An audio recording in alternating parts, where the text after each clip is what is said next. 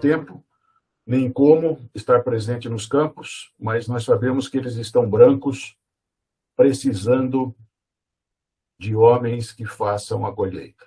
Esse é o nosso papel. Meu caro Bira, amigo querido, ele vai falar hoje sobre missão urbana. Eu quero, então, recomendar a todos que acompanhem a palavra do nosso querido irmão, amigo, missionário, Ubirajara. Boa noite, irmãos. Muito prazer em conhecê-los. Alguns eu não conheço, outros já. Mas é uma alegria poder participar dessa reunião e falar de um assunto tão atual, que é missões urbanas. E eu gostaria de começar fazendo uma pergunta. A pergunta é, por que missões urbanas? E o que me vem à mente, em primeiro lugar, é a definição do Evangelho. O Evangelho são as boas novas de salvação em Cristo Jesus. Nós fomos atingidos por esse Evangelho, foi uma boa ação de Deus através de alguém que veio nos comunicar o Evangelho. Eu, da minha parte, eu frequentava uma igreja em São Paulo, isso foi em 1962, e eu não era convertido ainda. Frequentava aquela igreja, eu estudava no Colégio Batista Brasileiro de São Paulo, e tudo no mesmo quarteirão, tinha a Igreja Batista de Perdizes e também tinha esse colégio e o Seminário Teológico, Escola Teológica Batista. E teve a campanha do Billy Graham no estádio do Pacaembu, e eu era da equipe de limpeza da igreja, a igreja participava. E eu fui lá com a minha vassoura, com um balde, para depois que terminasse o culto do Billy Graham, eu ia participar ajudando a varrer as arquibancadas lá para deixar tudo bonitinho para o dia seguinte. E lá eu fui atingido pelo Evangelho na primeira noite, na segunda, e aceitei a Cristo como meu Salvador. E aí, o que aconteceu depois? Eu fui para o acampamento Palavra da Vida, comecei a frequentar a Igreja Presbiteriana Unida de São Paulo, lá na Rua Helvécia, fiquei muitos anos lá, enquanto fazia cursinho, etc. E na Palavra da Vida, num culto da fogueira, eu fui desafiado a consagrar minha vida para o ministério. Eu não sabia direito o que ia acontecer, mas eu tomei essa decisão, fui à frente lá no culto, e lá eu conheci a Rosalia, minha esposa, e nós começamos a namorar, acabamos casando, e no segundo ano de casamento, em 1973, eu tomei a decisão de entrar para o Ministério da Cruzada Estudantil Profissional para Cristo. Fui mandado para El Salvador, país da América Central que eu nunca tinha ouvido falar. E lá eu fiquei alguns meses sendo treinado e trabalhando numa universidade. Lá era o nosso campo de ministério. Como eu jogava basquete, e estava numa fase que eu jogava bem, não vou falar quanto que eu tenho de altura, mas pelo que a turma falava, eu jogava bem. E eles tinham um campeonato lá, meio clandestino, na universidade, que era um campeonato de basquete a dinheiro. Já pensou que coisa? Então, o pessoal cabulava a aula e ia jogar basquete. E cada um botava uma moeda lá. O time que ganhasse, 100% de lucro. E a turma, mas tinha racha também, e eu participava dos rachas porque eu descobri que essa era uma maneira de eu fazer missão lá dentro da universidade. Então eu jogava com eles, brincava, tal. Aí quando começava um negócio sério, queriam que eu jogasse. Eu falei, olha, 2 condições para eu jogar. Primeiro, eu não entro nesse negócio da aposta aí. Eu não concordo com isso. Não tem problema, a gente paga a sua aposta. Eu também não vou participar do lucro, se o meu time ganhar. E a segunda é que depois de terminar o jogo, eu queria conversar com vocês, queria dar uma palavra. Tudo bem? Tudo bem? Tudo bem, então. E eu fiquei, durante quase todos esses meses que eu passei em El Salvador, eu fiquei jogando quase todos os dias. Quer dizer, a gente tinha aula na parte da manhã, na parte da tarde, que era ministério, eu ia para a quadra de basquete e já tinha um monte de gente lá. Bom, para encurtar a história, começou um trabalho de missões que eu não sabia que eu estava fazendo isso, mas que no final de algum tempo tinha um jogador lá que ficou meu amigo, que era um grandão, um pivô, e ele tinha estudado numa escola católica e tinha visto muita coisa que ele não gostou e que o afastou de Deus.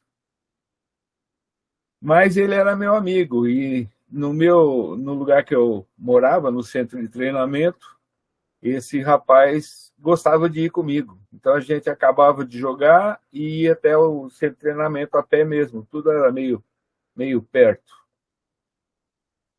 E um dia, depois de eu ter falado de Jesus para muitos ali, vários tinham tomado uma decisão por Jesus, eu estava estudando com eles a Bíblia e tal. Esse rapaz era bem resistente. E um dia o nosso professor, lá do seminário, do centro de treinamento, me ensinou duas coisas. E ele falou, olha, quando eu vou evangelizar, eu sempre uso uma estratégia, principalmente com universitários. E eu falo assim, duas coisas não se admitem no universitário.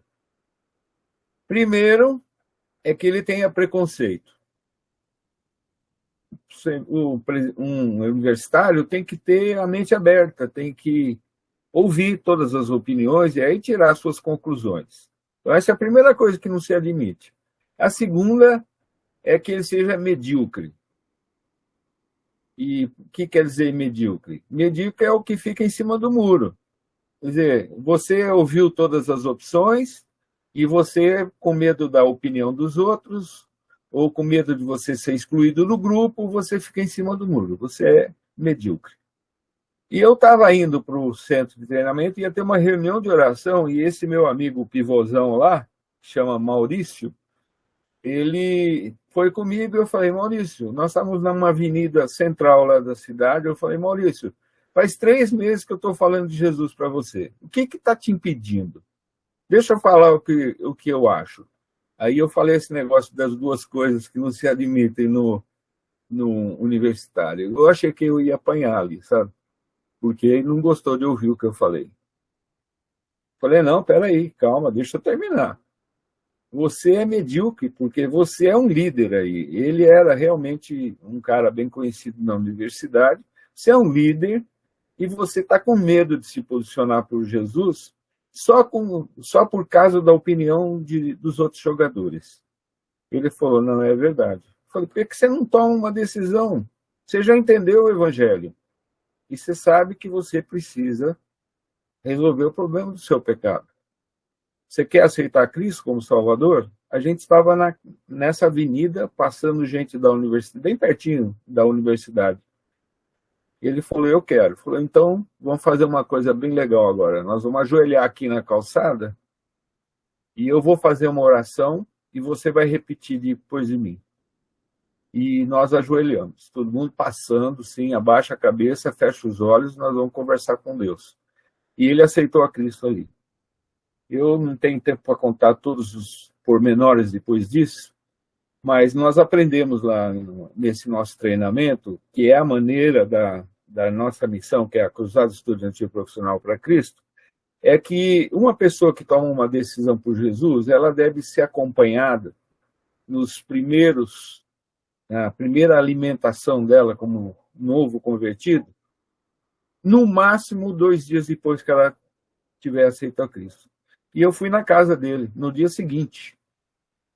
E nós tivemos a nossa primeira reunião de estudo bíblico. Dando certeza da salvação, todo o processo de iniciação do novo convertido. Bom, isso foi numa segunda-feira. Na terça, nós fomos jogar basquete lá com aquela moçada lá de novo. no campeonato a dinheiro. E eu, no intervalo, falei, dei meu testemunho, fiz um desafio, e aí eu falei, olha, eu tenho uma novidade para vocês. O Maurício, todo mundo conhecia o Maurício, ele era um dos líderes lá. O Maurício tem uma coisa para falar para vocês. E ele não sabia que eu ia chamá-lo, mas ele foi lá na frente e deu o testemunho dele. 11 amigos dele, jogadores de basquete, se converteram na quadra. Nós começamos um trabalho que em 3 meses estava com 100 jogadores de basquete, mais ou menos. Esse foi um pontapé inicial que Deus deu para mim, me colocando nas missões urbanas. Quando eu saí de lá, esse Maurício já tinha montado um time missionário, e não fazia nem 6 meses que eu fiquei lá, um time missionário, e já estava saindo para jogar na Guatemala, no México, em Honduras, em todas as cidades em volta. E ele está firme lá na igreja. Eu tive a oportunidade de, 20 anos depois, voltar a El Salvador. Fiquei hospedado na casa dele, casado, firme e dando um bom testemunho. Isso foi algo muito emocionante para mim, vocês podem imaginar. E aí, voltando para as bases do porquê missões urbanas, eu queria só falar uma coisa. Nós temos uma ordem dada por Jesus, que está em Mateus 16,15. Ide por todo mundo e pregai o evangelho a toda criatura. Olha, essa ordem, nós podemos tratá-la de várias maneiras.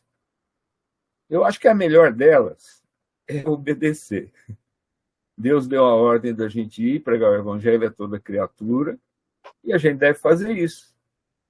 Mas e a eleição? Pronto, aí já começa. Não é a eleição agora de 2022, não, dessa que nós estamos vivendo. Mas e a eleição lá daquele tal de Calvino? Como é que a gente faz? A gente vai pregar para quê? Aí, então, só alguns argumentos, que eu não vou entrar nesse tipo de teologia, que não é a finalidade, mas alguns argumentos. Jesus, quando deu essa ordem, ide, portanto, e pregar o evangelho a toda criatura, ele não falou só aos eleitos, só os que vão um dia se converter. E tem vários argumentos que favorecem essa crença. Quer dizer, eu fui salvo, eu tenho uma boa notícia para dar para as pessoas, e eu devo dar essa boa notícia sempre. Sempre que for possível. E isso não é para um grupo específico, só os missionários, ou só os capelães, ou só os pastores, ou só os evangelistas. Não, é para todo cristão. Todo cristão. Porque se nós começarmos a achar razões para a gente não fazer isso, nós não estamos obedecendo a ordem. E eu já ouvi muita gente falar, mas para que usa João 3,16, né? Porque Deus amou o mundo de tal maneira que deu o seu Filho unigênito, para que todo que nele crê não pereça, mas tenha vida eterna. E nós achamos que nós temos o direito, vamos dizer assim, ou a prerrogativa de decidir quando a gente deve falar e quando não deve falar. Nós estaríamos contrariando a ordem, na minha opinião. A segunda ordem, que para mim é tão importante, é a de Mateus 28, 18, 20, que nós chamamos de a grande comissão. Quando Jesus fala assim, ide por todo mundo, deixa eu abrir o texto aqui, só para não incorrer e me esquecer uma coisa que é fundamental, porque nesse ide de Mateus 28, diz assim, Jesus, aproximando-se, falou-lhes, dizendo, toda a autoridade me foi dada no céu e na terra. Opa, então ele já falou, olha, escuta o que eu vou falar, porque eu tenho toda a autoridade. E se trata de ouvir e obedecer, mais ou menos isso. Porque ele não ia falar dessa autoridade e logo depois falar para os seus discípulos não era para ter peso essa autoridade. É para ter peso. E aí ele diz assim: ide, portanto, fazer discípulos de todas as nações, batizando-os em nome do Pai e do Filho e do Espírito Santo, ensinando-os a guardar todas as coisas que vos tenho ordenado. E eis que estou convosco todos os dias até a consumação do século. Na verdade, essa tradução de ide, que é imperativo, o que é uma boa coisa, que é, de novo, Jesus está dando uma ordem nesse ide. Mas você pode entender esse ide como indo, um gerúndio. Nem se usa mais isso em português. É presente contínuo agora, né? Mas esse indo, quer dizer, quando você estiver fazendo qualquer coisa, você está se movimentando nesse mundo. Você está indo no açougue, ou está indo no banco, ou está indo no supermercado, ou está indo para o seu trabalho no ônibus ou no metrô. E você está indo. Ali é uma oportunidade para você dar as boas novas para alguém. Isso faz parte de missões urbanas, porque é você vivendo a sua vida. Aconteceu um fato muito interessante há uns 10 dias atrás. O que aconteceu? Acabou o nosso gás aqui, tem uma empresa aqui em Nova Odessa que fornece gás e há muitos anos eu compro deles. E eu liguei para o camarada e ele mandou um rapaz que trabalha lá trazer os bujões de gás que eu comprei.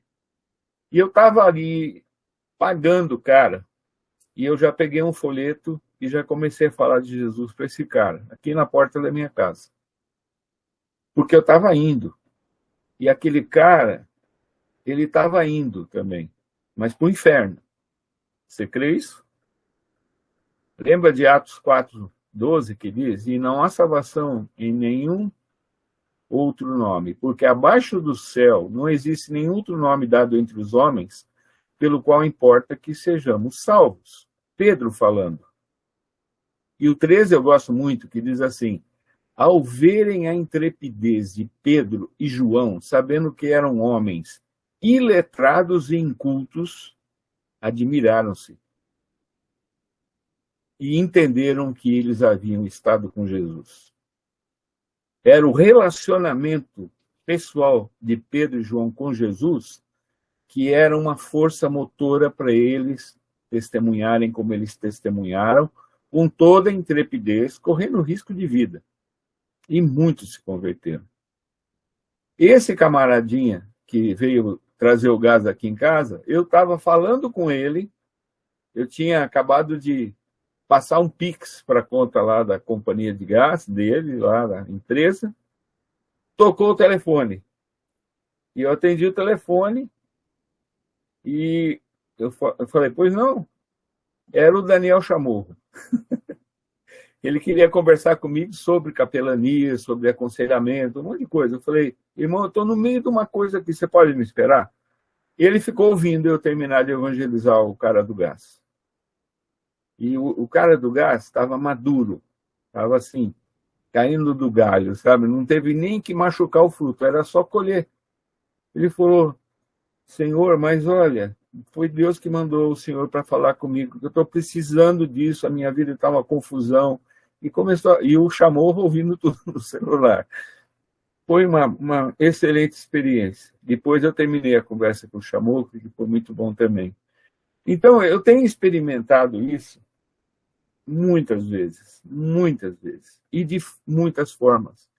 Nós dirigimos o ministério, agora estou aposentado, porque eu sou velho já agora, com 74, então eu já passei o bastão para o meu genro, que é o Fernandão.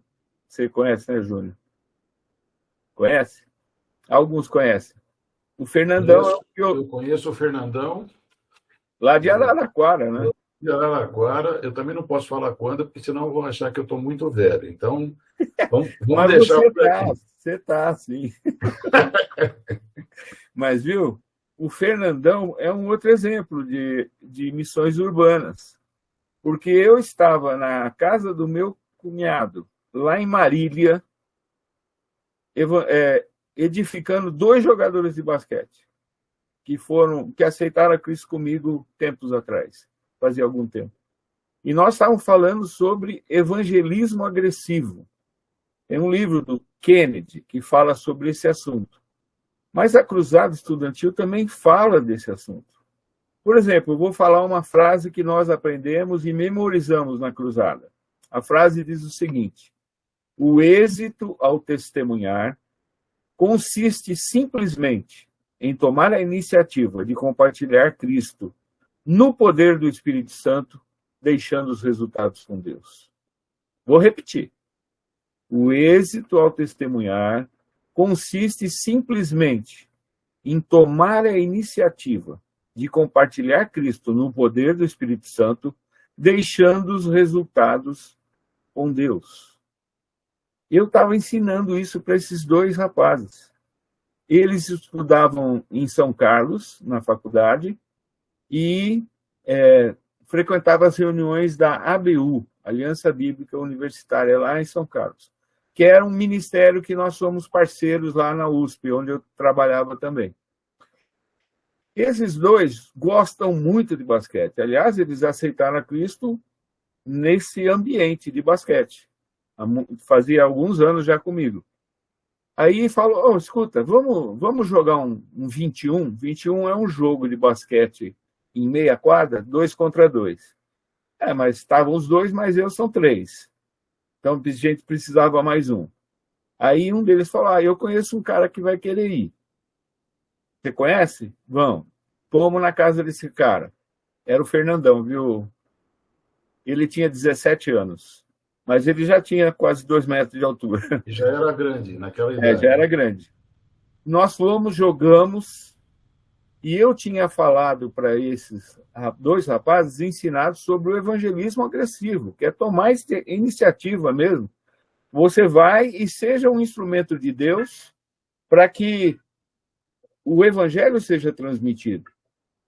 E que a decisão da pessoa é Deus que vai tocar no coração, é o Espírito Santo que vai fazer isso.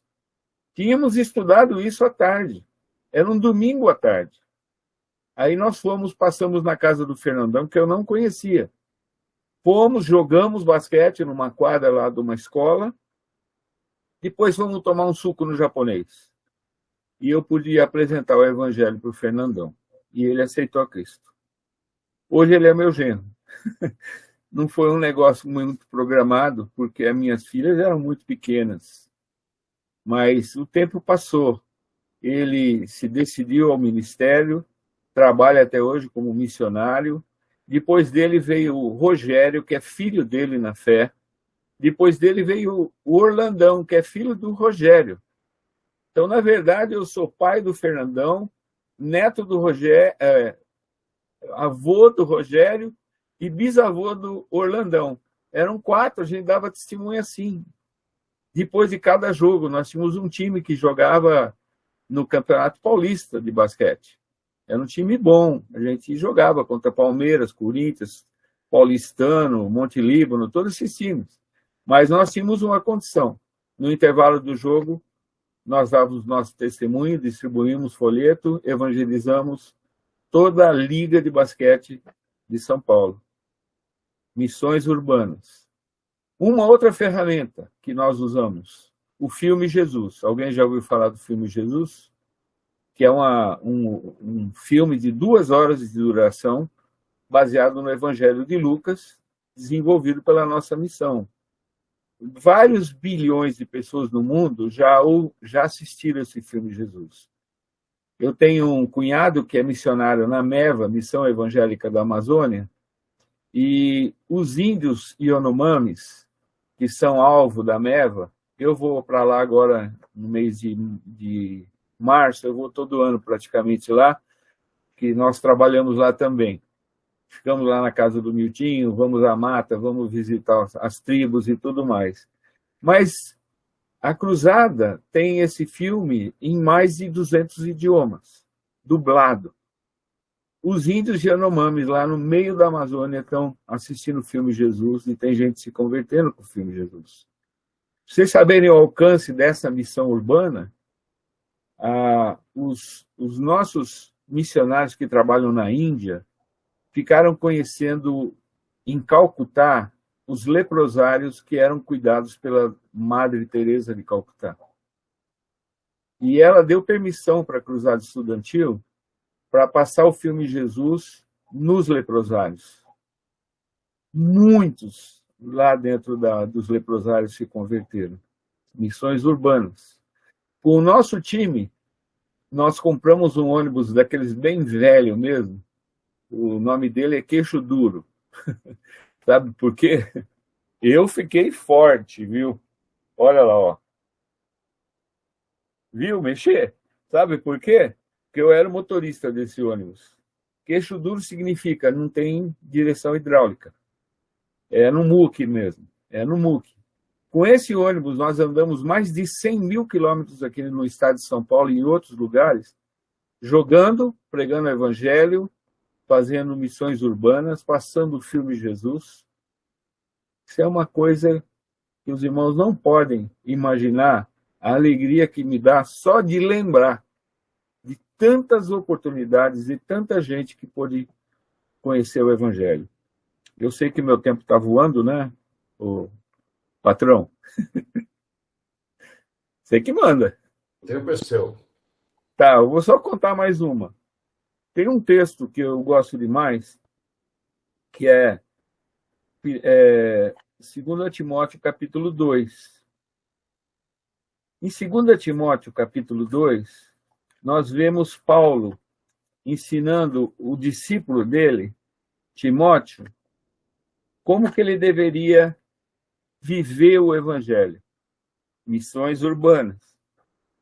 Você quer ver o que diz lá em 2 Timóteo, capítulo 2? Olha só, começando no versículo 1. Tu, pois, filho meu, Paulo falando para o filho dele, na fé, Timóteo, fortifica-te na graça que está em Cristo Jesus. E o que de minha parte ouviste, através de muitas testemunhas, isso mesmo transmite a homens fiéis e também idôneos para instruir a outros. Olha que coisa fantástica. Esse é o conceito que nós chamamos de multiplicação espiritual. É que eu falo de Jesus para uma pessoa e me sinto responsável pela edificação dessa pessoa. É o próximo passo. É eu compartilhar com essa pessoa a vida que nós podemos ter com Deus, controlados pelo Espírito Santo. Porque o Espírito Santo Jesus enviou para dirigir a nossa vida. Não é para nós mesmos dirigirmos. E por isso que a gente sabe, lá em Romanos 8, fala assim, aqueles que estão na carne não podem agradar a Deus. Ou seja, todo esse trabalho de missões, toda a dificuldade que nós temos que vencer para fazer missões, tem que ser no poder do Espírito Santo. Por isso que aquela frase lá, o êxito ao testemunhar, é no poder do Espírito Santo. Senão, porque nós temos que deixar os resultados com Deus. Eu não converto ninguém. Quem converte a pessoa é a palavra pela ação do Espírito Santo. É isso que é uma coisa básica quando a gente vai fazer missões.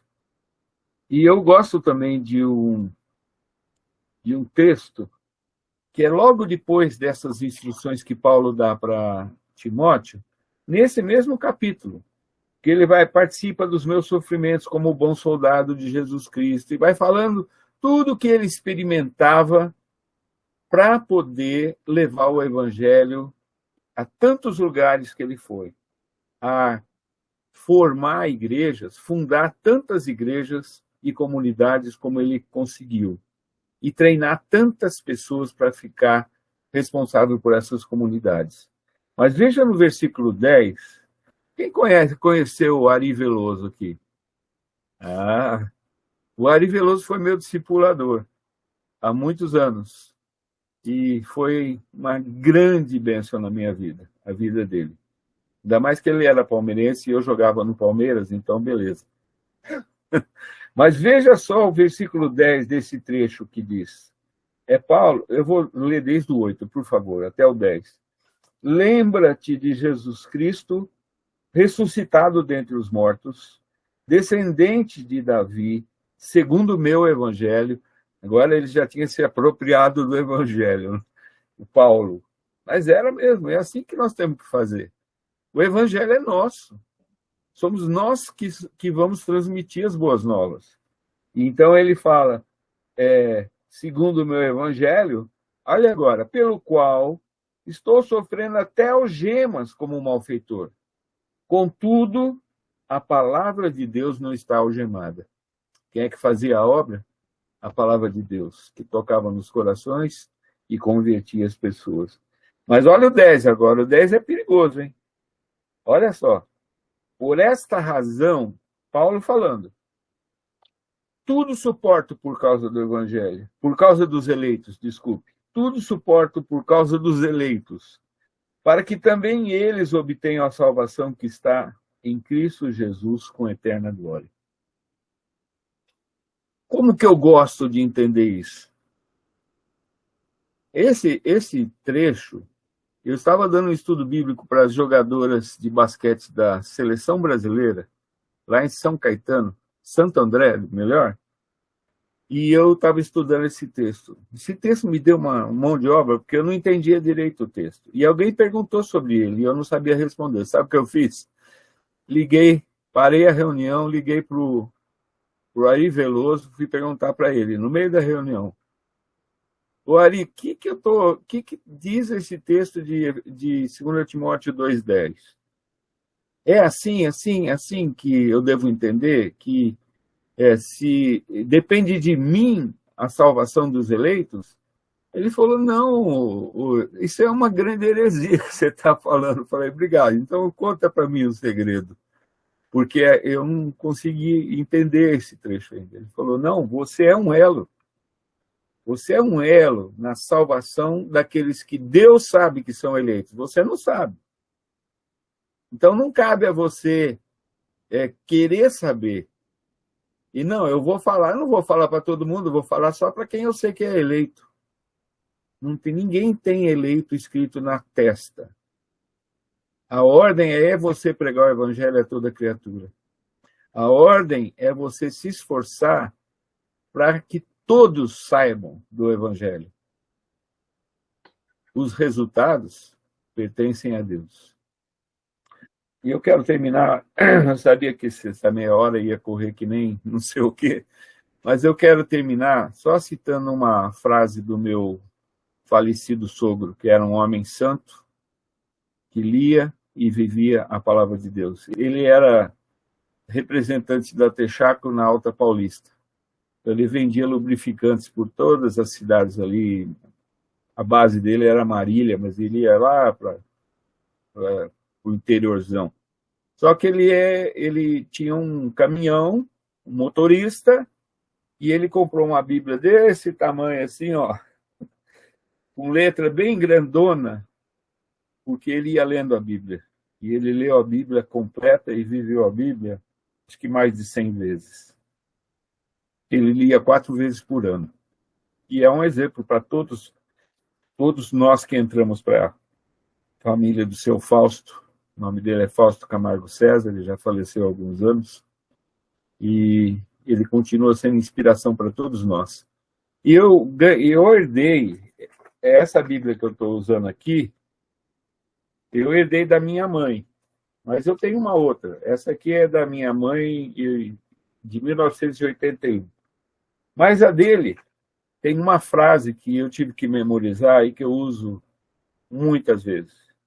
Diz assim, ignorar a Bíblia e o seu autor não modifica a realidade de Deus ter falado e de que a sua palavra é autoridade final e eterna. Vou falar de novo. Ignorar a Bíblia e o seu autor não modifica a realidade de Deus ter falado e de que a sua palavra é autoridade final e eterna. Ou seja, a minha posição é que Deus disse e eu creio. Da maneira mais simples possível. Eu não quero ser um grande teólogo, saber todas as vertentes disso ou daquilo. Eu quero ler a Bíblia e falar: enquanto ao Salvador, teu livro ler, meus olhos vêm abrir, pois quero ver e quero obedecer. Obrigado pela oportunidade. Eu gostaria de agradecer de todo o coração por essas palavras. Elas me lembram da época da minha conversão, aos 13 anos, e do tempo de universidade, junto com a ABU. E eu fui fortemente influenciado por essa forma, apesar de não ter tido um contato direto, intenso com a cruzada estudantil e profissional, mas foi isso que eu vi em toda a minha... na época em que eu era novo convertido, e nós éramos encorajados a dar testemunho no ônibus, indo para a escola, falando com as pessoas, e vou dizer que bateu uma saudade daquele estilo de evangelização, tenho que admitir. Bem, eu quero agradecer o pastor Paulo, né, por compartilhar conosco a sua experiência, e edificou muito o meu coração. Amém. Porque eu tenho pensado muito sobre isso, né, sobre a questão da ortodoxia e da ortopraxia, né, a questão de uma teologia que você coloca em prática, né, que faz parte do seu dia a dia, não é aquela coisa só em alguns momentos, mas que ela está presente a todos os momentos, né? Então não existe uma dicotomia, não existe um período ortodoxo e um período secular, né? A todo momento nós estamos em missão. E isso faz a gente olhar, né, para o entregador do gás, né, como um campo missionário diante dos nossos olhos. Mas o testemunho do Bira aí foi sensacional, é aquilo que a gente sempre procura fazer, aproveitar as oportunidades para fazer a missão pela qual nós fomos incumbidos. Seja Deus por isso. Obrigado. Não?